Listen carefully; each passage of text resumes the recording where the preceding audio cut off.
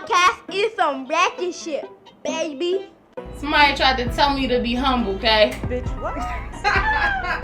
But humble gets you nowhere. It's Demi and Kay. We dropping jewels every day. Come take a listen. This room in my kitchen. We cook with whatever we say. Nah, no little mama. We not telling you what to do. We just want y'all to think a little different, so we delivering the truth. This shit is for proof, man. Let us be the goofs, man. Learn from my fuck ups. Get your shit right. Focus on you, man. You a god in your own right. Goddesses rewriting your life. No one has the power to dim your shit. Don't let them bitches fight. We handling pressure. We dropping jewels. We changing hearts. And we breaking rules. We schooling life. Bitches just us two. We dropping jewels. Ooh, yeah, we dropping jewels. Ooh, come and kick it. Cheers up while we speeding. Just to mess, we always blessed. Yeah, baby, we living.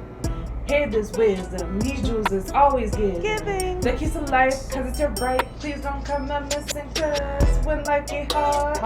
Gotta make the move it. Gotta follow your heart. And know your inner jewels. Drop it like it's hot. Know it's life in you. Pressure makes diamonds. Tune in, come get these jewels. We just want y'all to Listen. 30 minutes of us tripping. We dropping some jewels, creating less fools. Oh, while we Sipping. We just want y'all to Listen. 30 minutes of us Tripping. These jewels are for you, cause we learned them, boo. Let's talk about it, what we Sipping.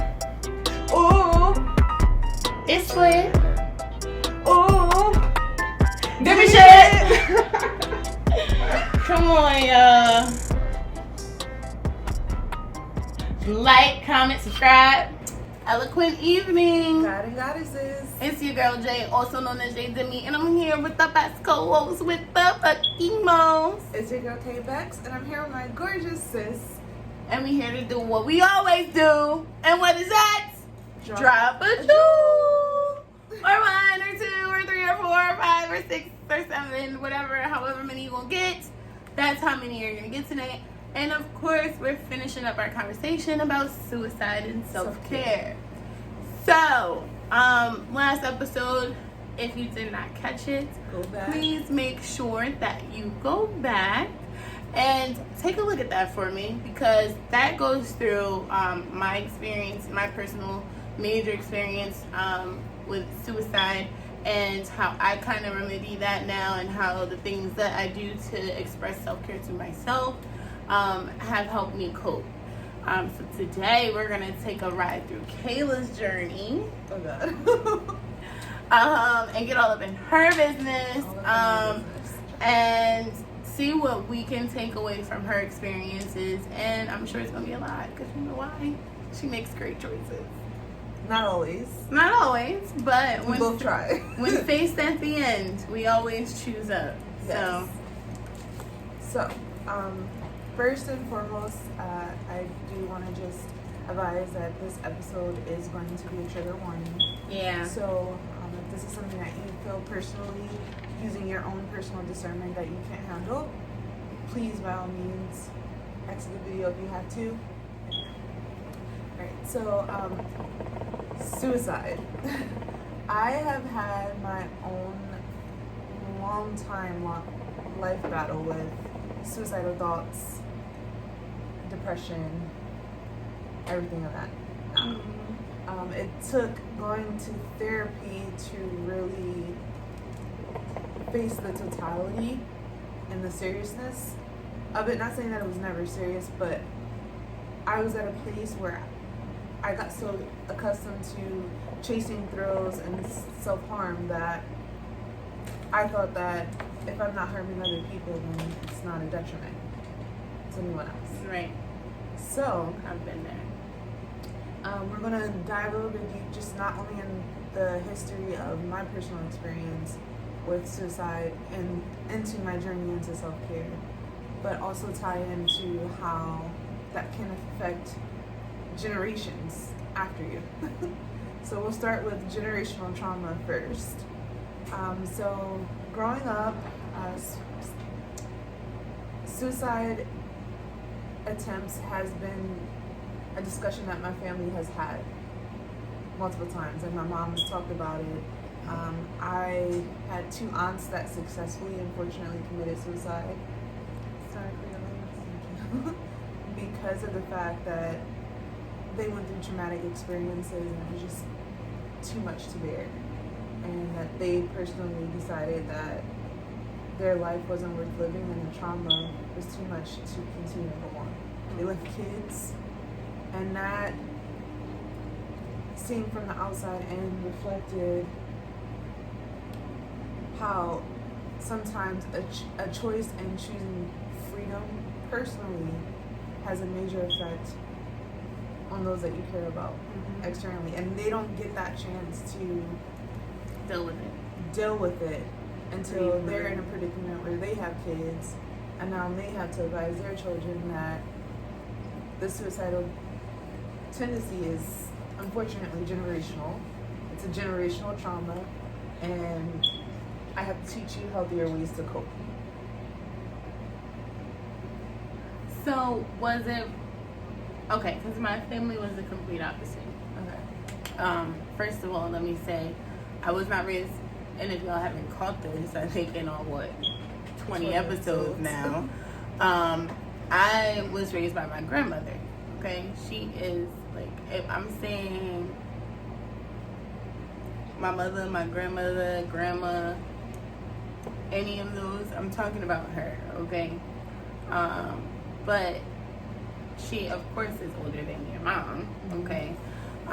So it's not my biological parent, it's the generation before that raised me. And they didn't talk about mental health. You know, as I said, I expressed last week, you know, the things that I did as a kid. My grandmother never thought to put me in therapy. When I did finally get to therapy as a teenager, it was because I was a juvenile delinquent. And because I was a juvenile delinquent, I was put into this alternative school program, and they offered mentoring as like a punishment for me, but it really was the best thing that ever happened to me. But that's when I met someone, that my mentor, who was more vocal about it. Like, no, certain things are happening. Like, you might need to speak to someone. Like, something's wrong. Like, you shouldn't be feeling those ways. Like, it's not normal. Whereas my family looked at it as not that, you know, necessarily undermining it, but it's like, for my grandmother, it was like, okay, she needs more love. She needs more attention. I have to listen to her more, and I have to understand what she's up against. So she always could see my pain, but she never was vocal about it. So I didn't have, not anybody that was spoken of in my family that has committed suicide.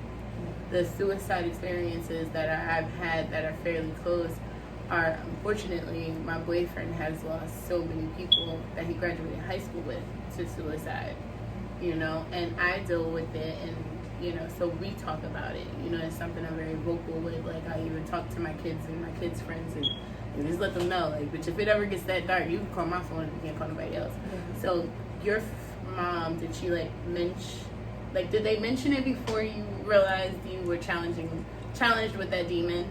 No, it was after okay. my first attempt. I like that. I like that it was, and not to say that I like that you experienced that, but I like that they didn't say anything first, because sometimes, you know, as we talked about the boy who cried wolf thing. Yeah. You know. I think for my mom, it was just like, it was more personal because she grew up with that aunt, so she got to, like, trigger warning, my aunt jumped out the window because she dealt with sexual abuse trauma. So she just decided it wasn't worth it. I don't want to live with this, like, anymore. Did she talk to your mom? Okay. No. I don't want to So dig too deep. No, it's okay. I don't mind. Because you know, it's really her story, and you know. Yeah. But you guys will see how this all correlates towards the end. But my mom at the time she wasn't really fully conscious of what that was. She just knew that my aunt, as my grandma, like my grandma, which is my mom's mom, told her, no, she committed suicide. My mom, I believe at the time, was only like 8 when that happened. So with me personally, an attempt, the same avenue, my mom was like, okay, it's time to have a serious talk. because this has happened and the result wasn't in life continuing. Right. And I think, as I can recall, I was about 10 at the time when my first suicidal attempt. And Yeah, I think I was like 12. for me, it's that parental pressure, the societal pressure, and then being bullied in elementary school because I could articulate, I didn't sound black, but like... It's funny that you say that because I kind of dealt with that like with my cousins from up north. Like that was the thing because South Jersey, we pronounce all of our words. I recently had to explain this to my daughter too, but we pronounce all of our words because somebody said the same thing to Zion in school last week, and I had to like she was like, well, what, like I don't understand, like what is speaking white, what is sounding like a white girl, and I'm like, well, what they're really saying is that you're speaking proper. Yeah. Unfortunately, people associate ghetto broken English with grammatical errors as black, and without that, then you sound white, when in all actuality, you just sound educated. Right. And then I, gave her examples like mother, father, like kind of gave her like different ways that family members say different words. And she's like, oh, okay. She kind of was able to correlate that, but yeah. But like again, it was just like the downward spiral. I got bullied really bad in elementary school, not by the opposite sex, but by women. And I like so desperately wanted girlfriends. Hate. Like they so were desperately. hating. I got teased about my lips. Fingers. Like I didn't know at 10 what DSL was. Like I got told that I had DSL lips, Jay-Z lips. That. For context, you did go to, wasn't your school predominantly white? No, my elementary school before I transferred. So in Philly, from kindergarten up to 5th grade, I was in a neighborhood school, which was black and white. And then middle school, it was multiracial. Oh. So from 6th grade all the way up through high school, I don't know why I thought you went to a private school. No. Public school education. But I got really teased really bad in elementary school, and that kind of like set the tone for having lower self-esteem, not feeling good enough, and not really being able to cultivate healthy friendships with women and the opposite sex because of that. And because my need for validation and wanting to feel included was so important to have community, because I'm the oldest, like I'm used to taking care of my siblings, but I would like to I wanted to cultivate having my own personal friend group. It took a toll, to be completely honest. I felt like I was isolated, like the community was there, and then the girls that I ended up befriending were the ones that also got teased. So just like being the outcast in that, and then by the time I got to middle school, like I would say pretty popular, but I dealt with emotional pain where I would journal, and I got my journal confiscated by a counselor and a teacher, and it was like heavy stuff in there. So like I just feel like that's such an invasion. I've been basically emotionally violated, right? Because a lot in my life, and I didn't realize until adulthood how much I value having emotional safety. Right. That like pisses me off. Like,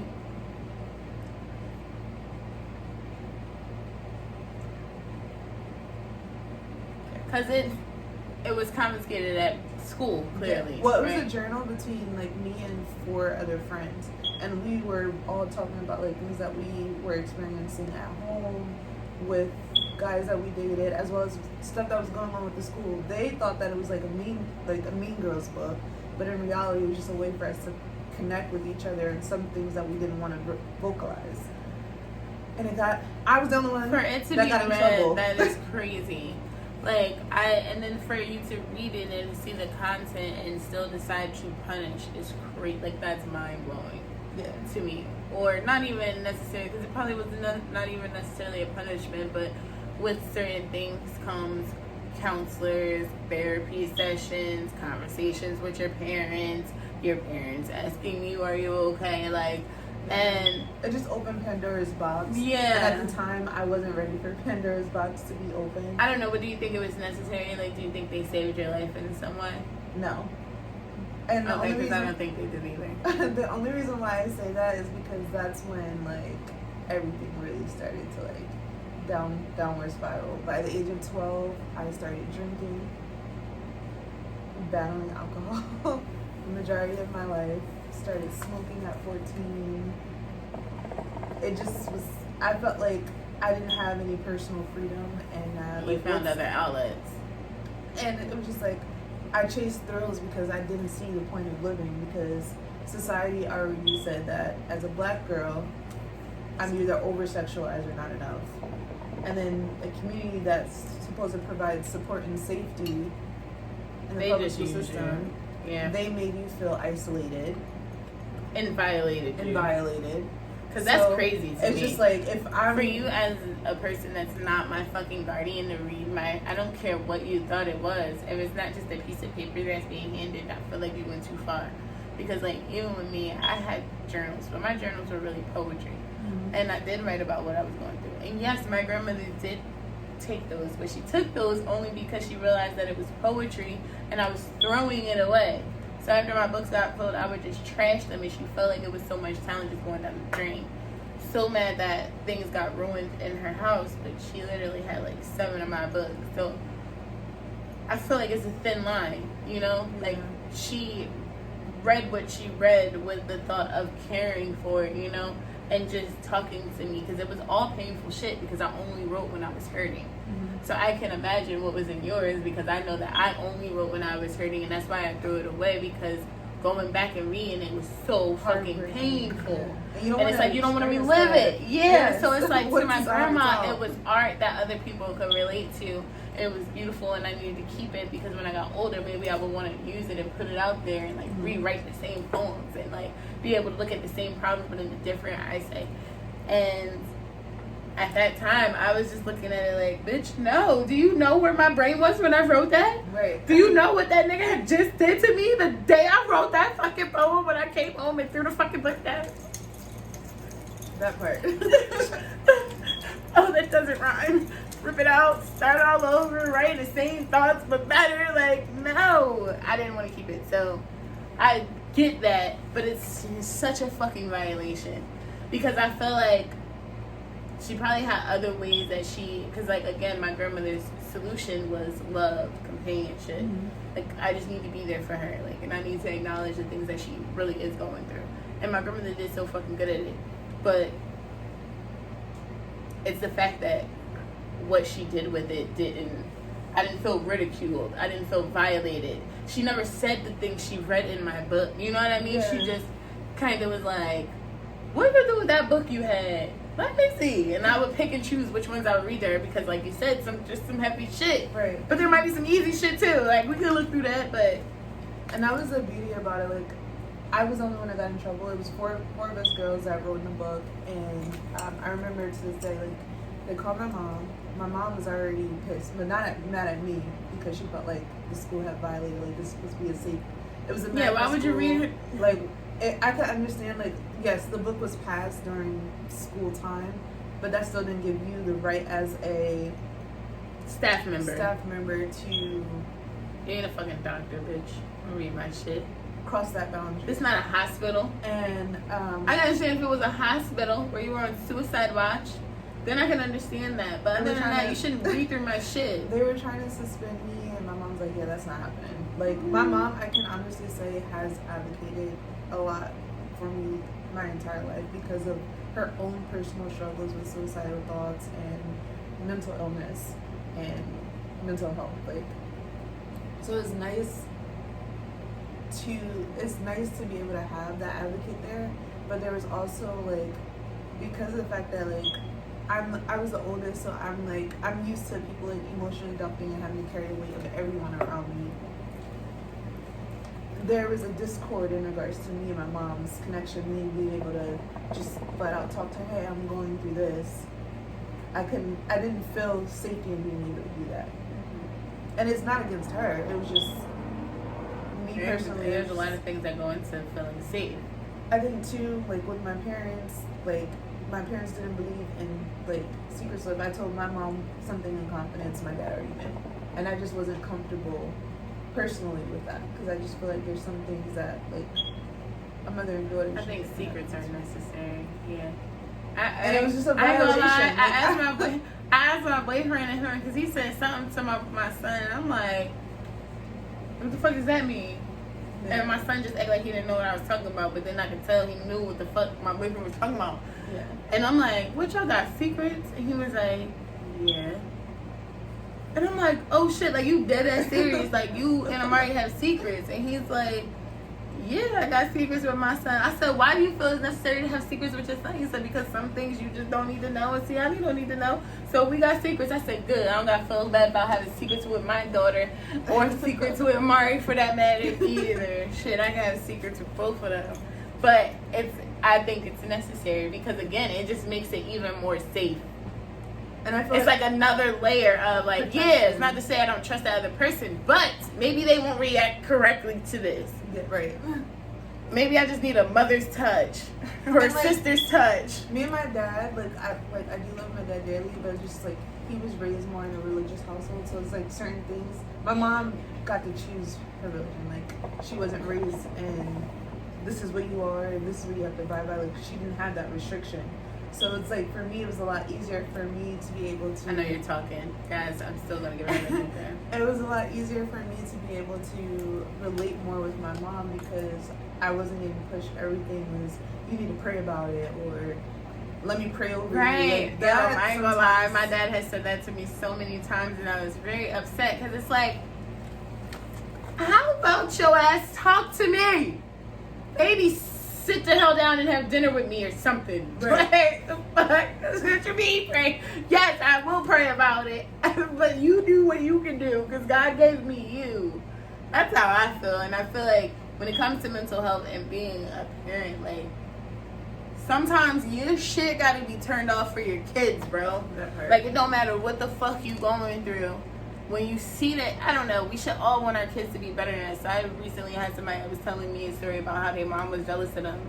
And I'm like, I've experienced that in my own ways with my parents as well. I won't go deep into that, but it's like, you are supposed to pour into me and want me to be better than you ever were. Like, I want, like, my kids, yeah, I'm not a fucking lawyer or a doctor or the motherfucking president, but I hope my kids are.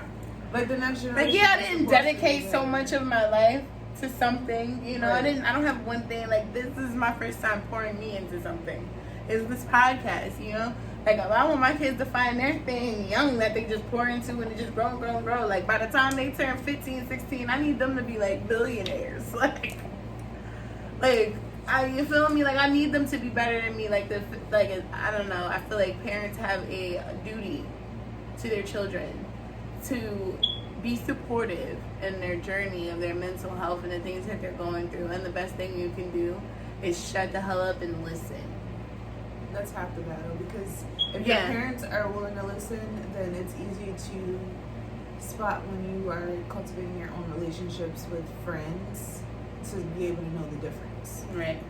And that brings me to chasing love and companionship and intimacy in all the wrong places, to eventually you putting yourself, me personally, in spaces where I shouldn't have been. Now, the big suicidal moment for me was at 16.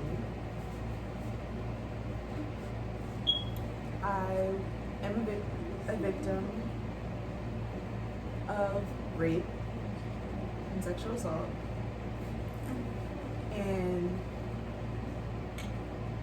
I'm still learning to deal with that. Yep. I went the route with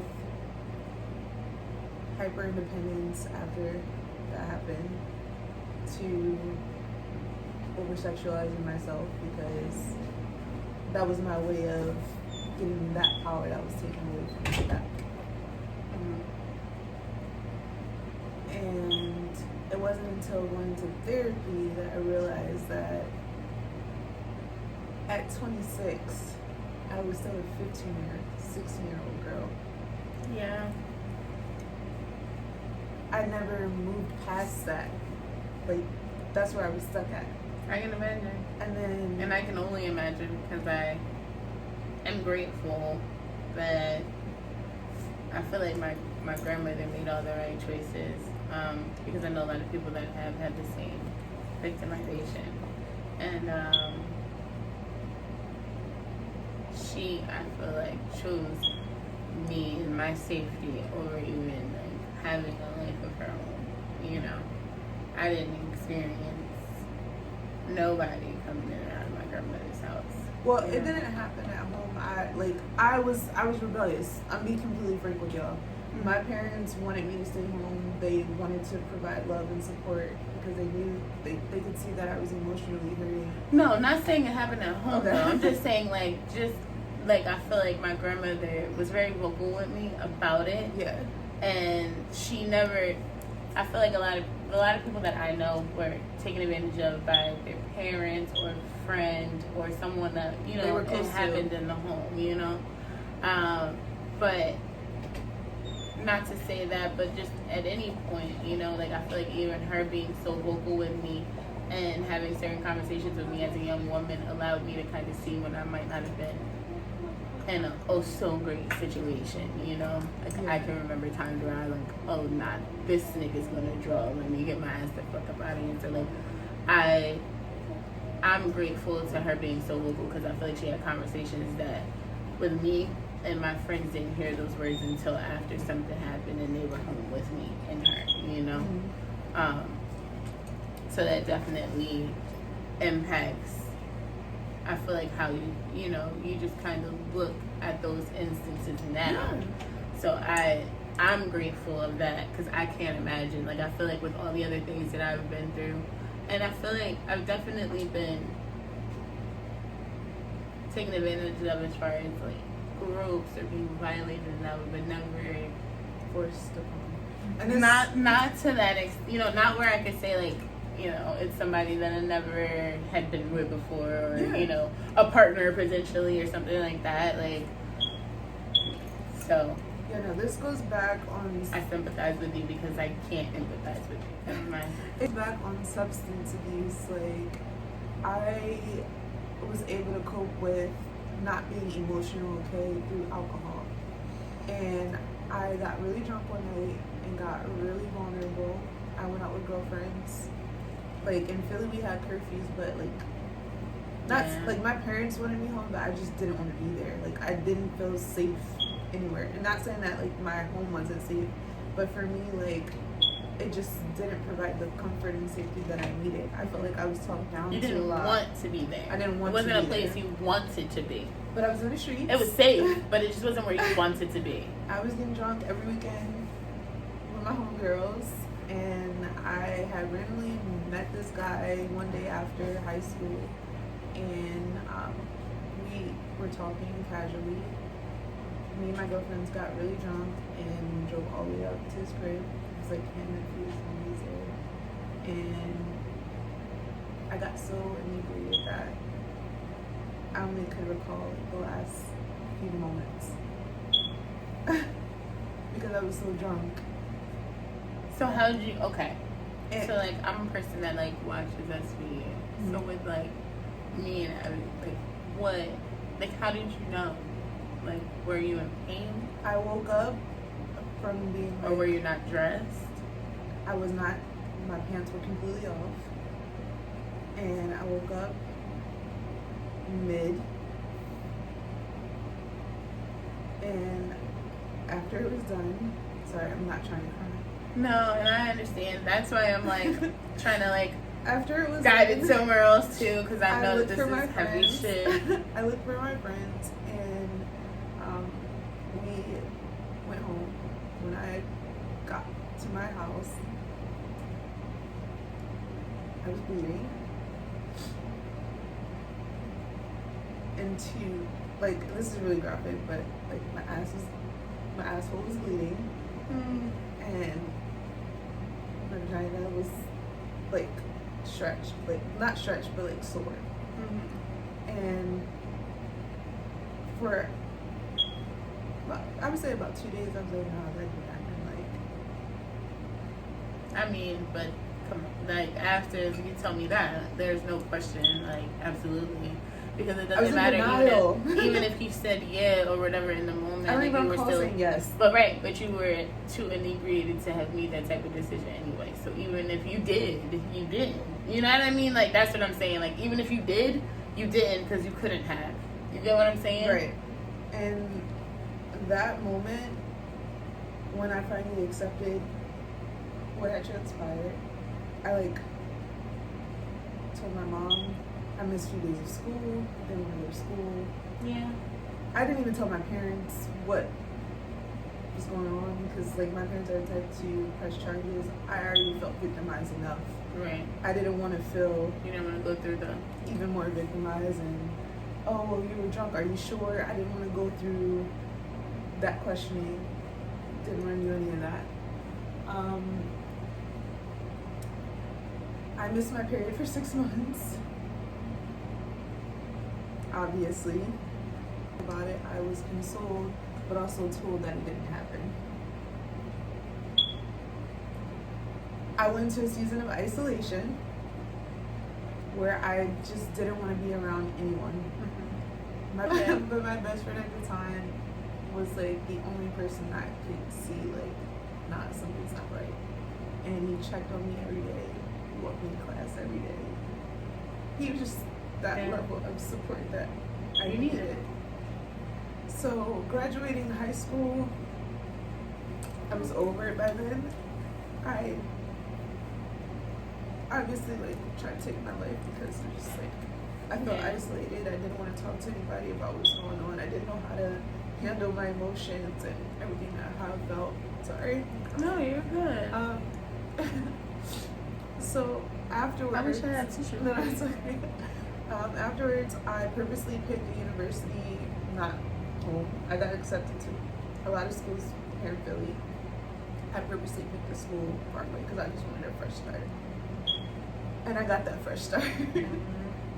And that's when I was able to find the freedom that I was so desperately looking for my entire adolescence and youth.